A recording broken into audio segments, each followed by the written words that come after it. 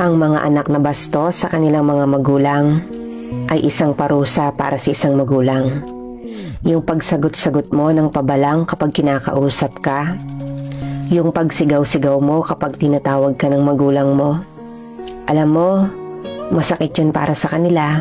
Di lang nila sinasabi na nasasaktan sila dahil ayaw nilang magdamdam tayo.